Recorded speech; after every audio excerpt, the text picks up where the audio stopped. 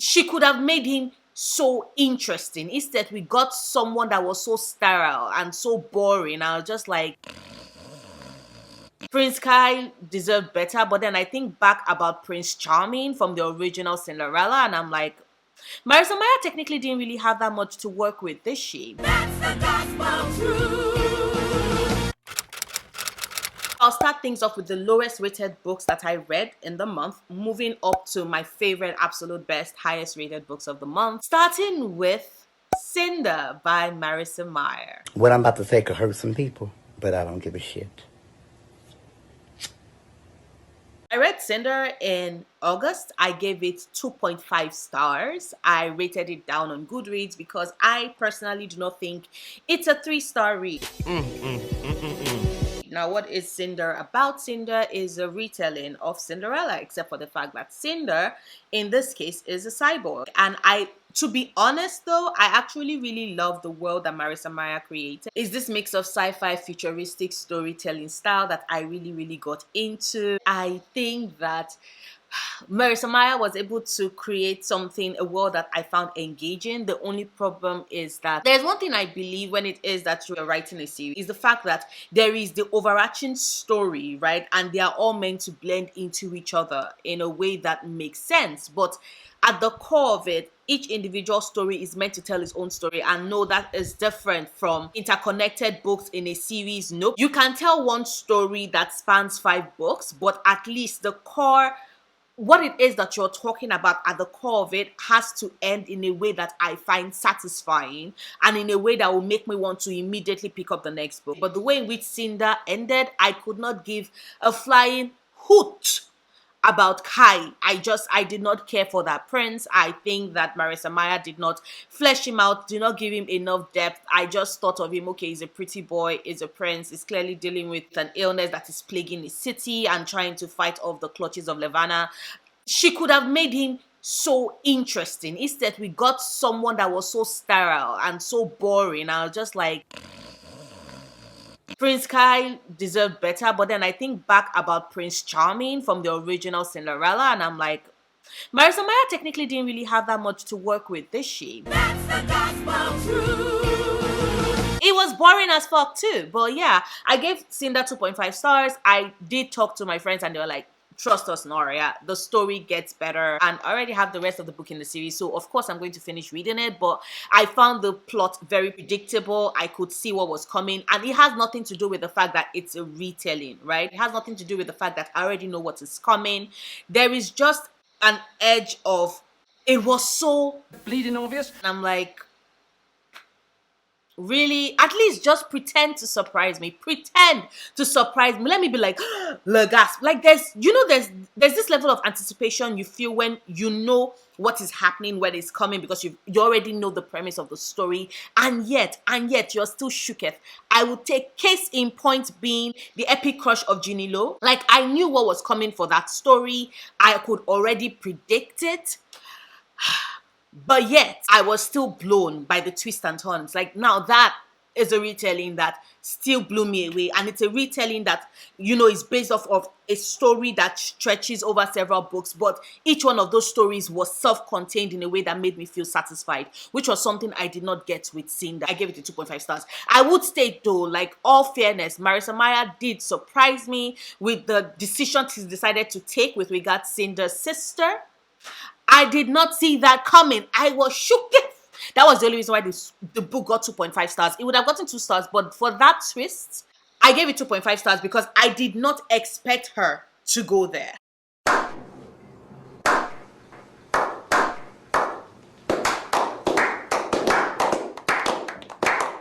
Moving on to the second 2.5 star rating on my list, which is You Had Me At Hola by Alexis Daria. This was yet another 2.5 star read for me that I rounded down to 2 stars because it was not a 3-star read for me. Nope.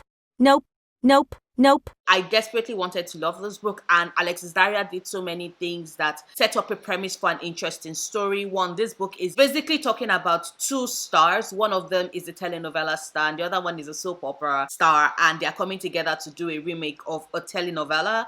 And it's the telenovela is bilingual, the characters are bilingual, so this book is chock full of Latinx representation. I mean, I was in love.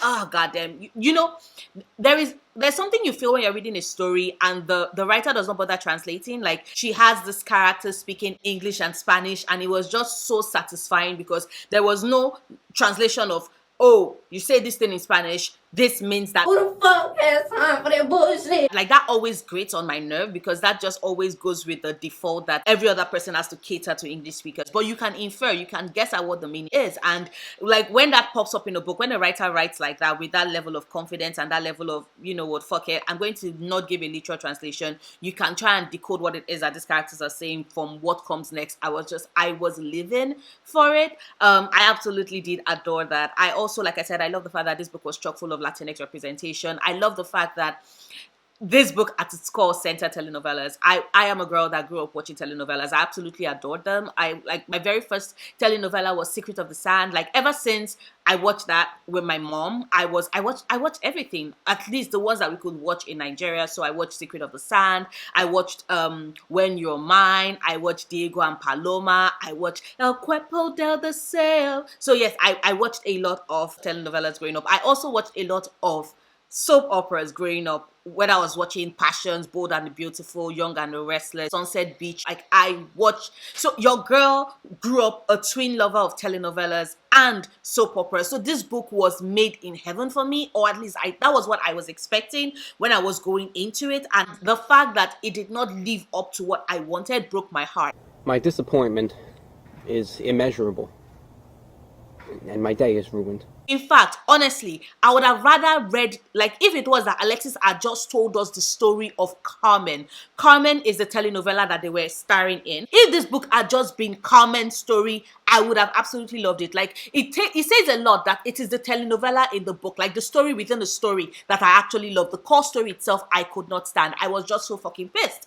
And the reason why I could not stand it was because of the characters. Like, so what happens, right? We have Jasmine. Jasmine is currently reeling from a breakup with this pop star, and she's like paparazzi fodder at this point. Her face is splattered all over the newspapers, and she's decided that she wants to channel the spirit of a leading lady. She wants to only pull off FR moves, which I was down for and I was utterly supporting because, yes, girl, right? And Jasmine is 30, so I'm like, older characters. I'm so excited and I'm still losing my mind and I'm still like, just thank you. And then you have Ashton, who has been acting in telenovelas, who has a secret in the sense that he has a son. This is not really a spoiler because you find this out in like the first 10 pages. So he has a son, but an experience with a fan when his son was a baby kind of actually has him pushing his son out of the limelight. So basically, his son is a secret. He does not want anybody to know about that. And I'm like, that's perfectly fine. But see, that is it. And Ashlyn's almost 40. So there's an expectation. You know, there's one thing when you read YA and people go like, a writer aged up this character. These characters do not act like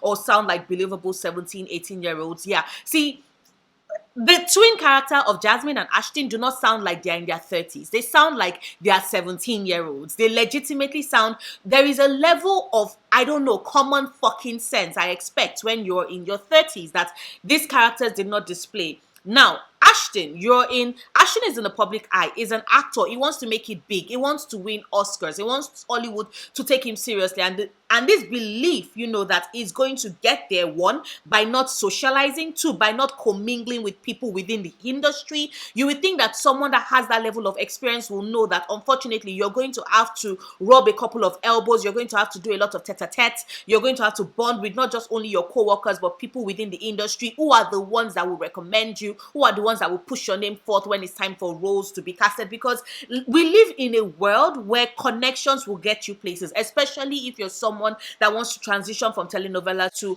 major Hollywood blockbuster movies. I just felt like, who was he talking to with regards to his plan? Because whoever I was talking to was giving him shitty advice and was not telling him exactly what he needed to do. So he was so fucking terrified. He would always run away when it's time for him to liaise or converse with other people because he believed that just by opening his mouth, he would let out his secret, or maybe they'll be able to figure it out, which makes no sense because there are so many other things you can talk with your co-workers and people in the industry about other than your son. Are you dumb? And then you also have Jasmine, like I said, who is so like, okay, so you have these two characters who are doing this and then who like develop an attraction and then fall in love, and all hell supposedly is about to break loose because oh, their secret cannot be found out. And all I'm thinking is that this makes no sense. You're not fucking K-pop stars. If this centered K-pop stars and you knew that, okay, because you know in K-pop the idols are not themselves, like they do not belong to themselves, they belong to the fans. So the fans, some of the fans have this very possessive feelings towards them. Like Sasengs would lose their shit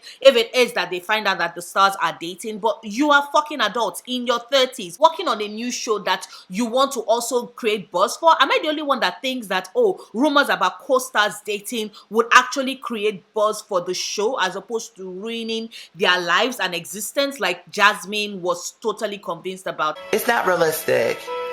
It's just not realistic. And of course, there is Ashton, who is still like, I want to keep my son a secret, and so I cannot even breathe the same air as my co-workers. It made zero sense. And then at the end, like a third of the book, I was really excited. I was getting into it. By the time I'd gone to like 2/3 of the book, I was just like, okay, you know, it didn't live up to my expectation. All this stupidity is happening, and also the chemistry. I wanted more chemistry. It just felt like Ashton spent all this time acting like a teenage boy. I just got my first erection around my co-star. Oh my God, what to do? And you know, Jasmine is all like, okay, I'm flirting, whatever. And then boom, all of a sudden there's the attraction and they're in bed. Like it just seemed that whole process of their relationship moved too fast for me, but I'm not complaining because sometimes we get it, sometimes it happens, and I'm like, fine. Then we got to the last 1/3 of the book. Like the last 25% of this book had me. It was the most dumbest, stupid thing. Like when it is that you're trying to pull an effort move and you would do something so fucking unprofessional. Someone who has all that years of experience acting. If it is that people start to believe that you are untrustworthy, that they cannot leave something major in your hand because all of a sudden you can catch a hissy fit and just walk off, like people would be like, yo, are you sure you want to like give her this opportunity because you know what you did on the last set? So I'm like, how is that a heifer move? How is that a move of anybody that is above 25? Someone make it make sense. I am very, very frustrated because that last 25% of this book, breathe, Noria, breathe. I am very frustrated. You can all tell. But like I said, I love the representation. I also love the fact that, you know, you Had Me At Hola examine ageism in the industry because Ashton is rightfully worried that because he's getting older, he's going to be pushed out of roles. And I get it. It's something that happens. I also love the fact that Ashton and Jasmine also talked about how, you know, Hollywood is so focused on only having one person represent an entire group. So like once they found one person, like once they found the Lucy Liu of that era, they're not going to look for other, you know, Asian stars. Once it is that they found a Diego Luna and Oscar Isaac, they are like done with Latinx representation. And I really did appreciate that conversation that they had. I also appreciated the conversation about colorism in the industry, especially in telenovelas. I love the fact that they brought that up because wow, a lot of telenovela stars are, yeah, you can definitely see colorism alive and active in that industry. But like, it's so sad because this book had the capacity and the potential to be an utter 5 stars, an absolute fave for me, and he did not deliver on that, and I'm just very frustrated and very heartbroken because I expected and I wanted better. Disappointed! I body read You Had Me At Hola with Cindy over at Read with Cindy and Mina of Mina Reads. We were all frustrated and they had read the book ahead of me, so all I knew was that they were frustrated about the ending of the book, and I'm like, what is happening? And then when I got to the end, I was just screaming at them in the DMs like, what the fuck is this? So yeah, that was unanimous. Next, there's Wicked Sins by Emily A. Duncan. I body read this with my very good friend Sarah over at Nova Serendipity.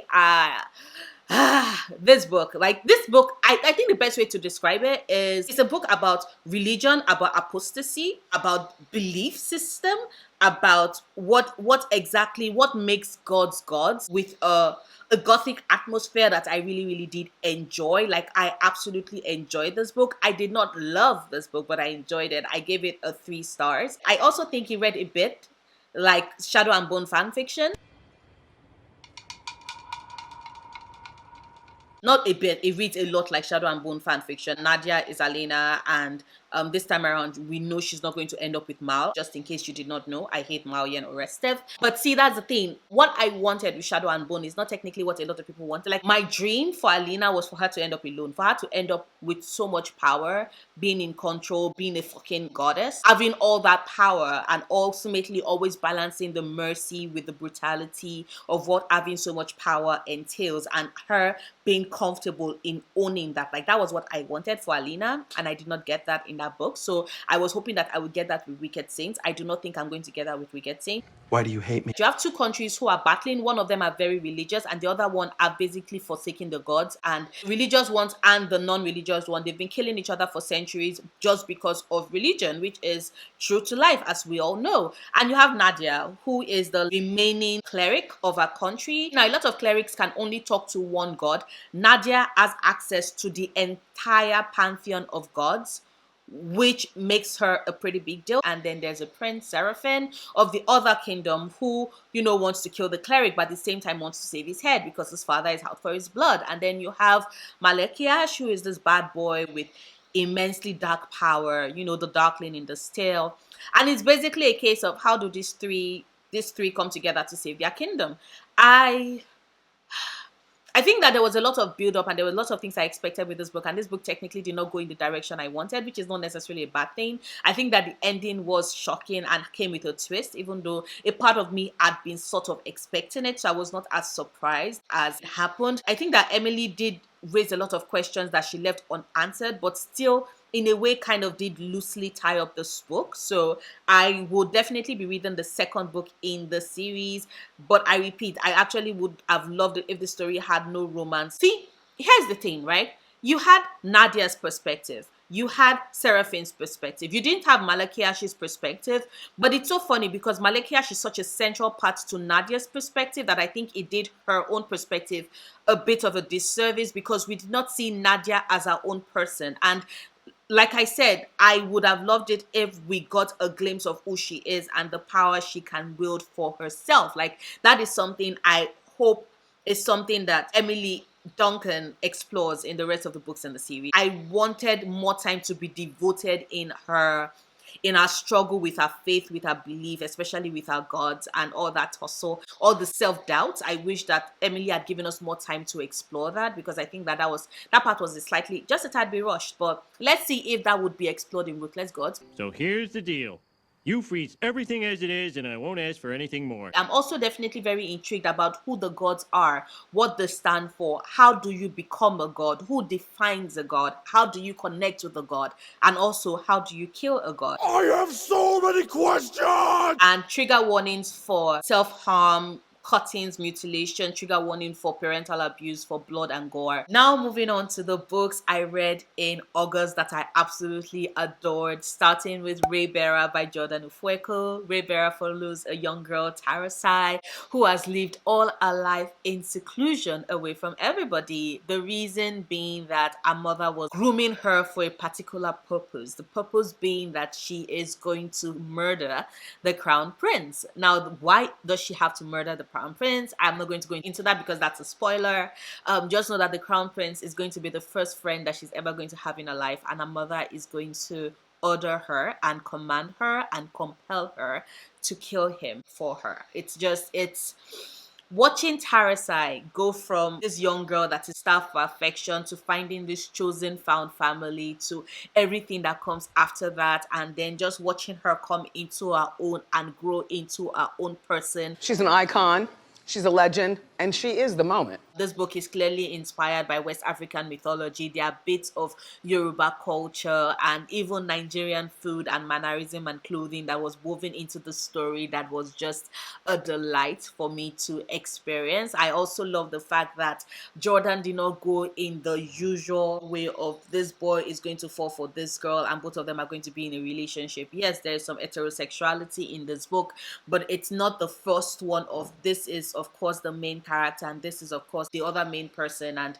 they have to be in love. Like, she didn't do that to us, and Bring me down. I also love the fact that there's a sexual rep in this. Like, when a certain character was revealed to be asexual, I fucking screamed. I was so fucking happy. And just they're just little things. Like having the girl's hair be braided and then they're all together having a conversation talking about, relationships and feelings and people that they like. I love that because there's just something communal about having your hair done with your friends that was perfectly captured. There were so many moments that were captured in this book, and I don't want to spoil it for you, but it's just a beautiful book. It's a beautiful book about a girl that refuses to be pigeonholed. It's a beautiful book about a girl that refuses to become a victim. It's a beautiful book about a young girl that harnesses her power and decides that she's going to determine the course that her life is going to take. It's also a beautiful book that has you questioning what makes a villain, because the very obvious person that you would think is the villain of this book, by the time you hear the full story, you find yourself sympathizing with the villain, and then you realize, oh my god, this is not how it's meant to be. This person does have fairly justifiable reasons for doing what they want to do. It doesn't mean that what they did was not horrible, right? And but you can get it. And then I really loved the various layers of it. I also love the fact that Jordan did talk about parental abuse, and the fact that usually when we think of parental abuse, a lot of people automatically just think physical abuse, but emotional abuse is also just as terrible. And what Tarisai went through is heartbreaking. And there was this moment of gaslighting that usually happens when you confront a parent who has abused you. The way in which Jordan wrote that scene, I was in love. I absolutely adore this book. I absolutely adore Tarasai. I absolutely adore these characters. Yes, I wanted to know more about Ekundayo's council. I wanted to know more about them. I think that we got insights into some of them, but there were so many other ones on the periphery of it all that I wanted to learn more about. And I think that speaks to just how amazing this book is, and has me very really anticipating the second book and what happens, because the twists and turns, like the last 25% of this book had so many twists and turns, things I did not see coming. I was absolutely shooketh. I gave it a 4 stars. I was having this conversation with my very good friend Sherry, and Sherry was like, the synopsis gives so much away that you know what you're expecting in like the first 30% of the book. And I'm like, that is so true. And I think that's the reason why I actually took away the 1 star. But this book, I will die for this book. And I know that the second book will be even better. I have my interview with Jordan on my channel, because I interviewed her. I also did a fan cast video. I'm going to leave everything in the description bar so you could go check it out. Then I read Emma by Jane Austen. Emma is my second favorite Jane Austen novel. Yes, it's the second favorite, just after Pride and Prejudice. In Emma, we follow a young woman to us, but an old maid in our time, because Emma is a lady of 21 and she is unmarried. But here is it. She's beautiful. She's very, very charming. She's vivacious. She's rich, and she has zero interest in getting married, but she is interested in matchmaking her friends. And Emma, once again, also talks about the assumptions we make on people based on their stations and how that just carries itself through with us. And I always love Jane Austen's protagonists. Like, I always love the women in her stories because they have so much agency. They have a strong sense of self, whether we are looking at Elizabeth Bennet or Emma Woodhouse or Eleanor and Marianne Dashwood, Fanny Price. I love the fact that there's always a sense of agency of her characters, especially for that time, for that period, right? And it was just so satisfying. I also love the fact that there are always layers to the story, right? So you have Emma, who is not interested in marriage, but always interested in matchmaking all her friends. And, when it is that her governess and the woman that is basically being a pseudo mother, when she marries, she sets her eyes on Harriet Smith and decides that she's going to help Harriet, who everybody does not know her father. She's living in a boarding house, but she believes Harriet is a gentleman's daughter and wants her to marry into that station.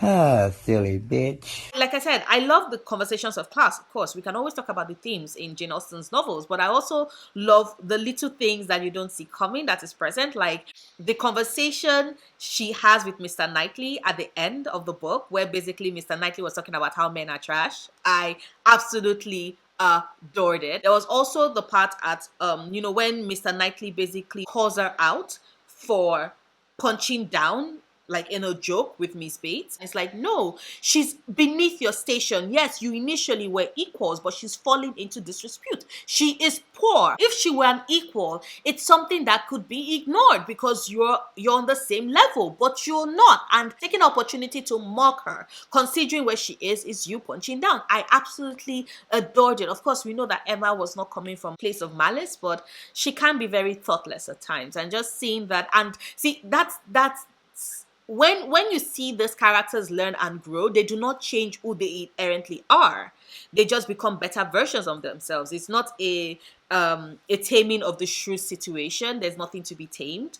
Emma is just who she is, and I absolutely adore it. I also absolutely adore Mr. Knightley. I'm sorry, Mr. Darcy would still be my favorite Jane Austen like love interest, just because of the fact that that socially awkward man. Like, what do they get say? called white man's whore. Emma was a blast.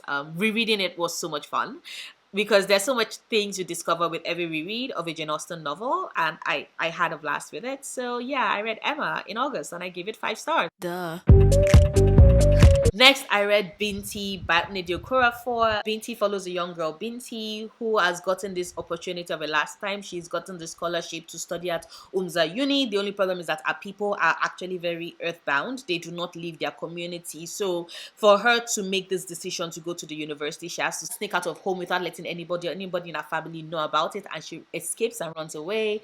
And in doing so, gets on this spaceship, is then attacked by an alien race, and they basically kill everybody on board. Like all her friends, the people she's gotten to know on that journey, they kill everybody but her, and Binti has to navigate that situation whilst trying to survive until she gets to Umza Uni. I enjoyed it. I absolutely adore this. I think the fact that Nnedi Okorafor told us a story about a young girl who decides to take control of her life, who decides that she's not going to be bound to the ways of her people. She's going to be her, but she's also going to follow her dreams, and who takes that journey. And sure, she does meet what happens on the way, but it does not keep her from pushing forth. I absolutely, like I said, I love it. I also love the bits of mathematics, though I'm not a fan of math. Your girl is not a fan of math. No, ma'am. No, ma'am. But like the whole concept of treeing and watching Binti solve equations in order to channel power and energy and also find a form of balance, because math does both. It's brilliant. It's fucking brilliant. And the world building for this was so fucking vivid. I was there. I was on that spaceship. I enjoyed this. And after Binti, I read Binti Sacred Fire, which was the second novella in this bind up. And basically, I'm not going to go into details just in case you've not read it because I don't want to spoil it. But basically, Binti deals with the PTSD and the trauma she faced whilst on the spaceship to Umza Uni, because spoiler alert, she does survive. It is Binti and it's a bind up of like 4 novellas. So of course she's not going to die in the first novella. And in Sacred Fire, we see her dealing with that trauma and that PTSD, and the way in which Nnedi Okorafor wrote Binti's PTSD. The prophecy is true. The nighttime horrors, the way in which everything bleeds red, the way she's just suddenly dropped back in those situations, the way she has so much triggers that are connected to it. Sacred Fire was such a heart-wrenching novella, but it was so needed, and I felt my heart break, but at the same time, it was just so fucking real. Nnedi Okorafor wrote such a real raw telling of trauma and the impact it takes, and how it is that you're trying to find a sense of normalcy amidst that trauma, and at the same time punishing yourself for being a survivor, because Binti is also dealing with survivor's guilt in this book. I loved all that layers. And then there's also trans rep in this book. Like, yo, Nnedi Okorafor came through. Nnedi came through. So yes, I gave Binti and Binti Sacred Fire 5 stars. Oh, he's surprised. I'm not surprised. But yeah, those are the 7 books I read in August. It was a very fulfilling month. I had such a blast. And September is looking to be a great start, because so far I have finished 3 books in September. I know. Who am I? Let me know what 5-star book you discovered or you read in August. Drop it down in the comments down below. I'm always looking for new favorite books, and I would definitely love to check out your favorite books. So let me know in the comments what are some of the 5-star reads you read in August. And what are some disappointing reads, like books you had such high expectations for and hope and that still failed you nonetheless? Drop it down in the comments as well. I want to hear all about it. But that is this video. If you liked it, as always, please do not forget to give it a big thumbs up. Check out my other videos. Subscribe if you want to. And if you do decide to subscribe, please click on that notification bell so you can know the minute I have a new video go up. I make new videos every Wednesdays and Sundays at 2 p.m. EST. Yes, that is 2 p.m. EST. And I'll see you soon. Until then, stay passionate, love books, love yourself. Bye.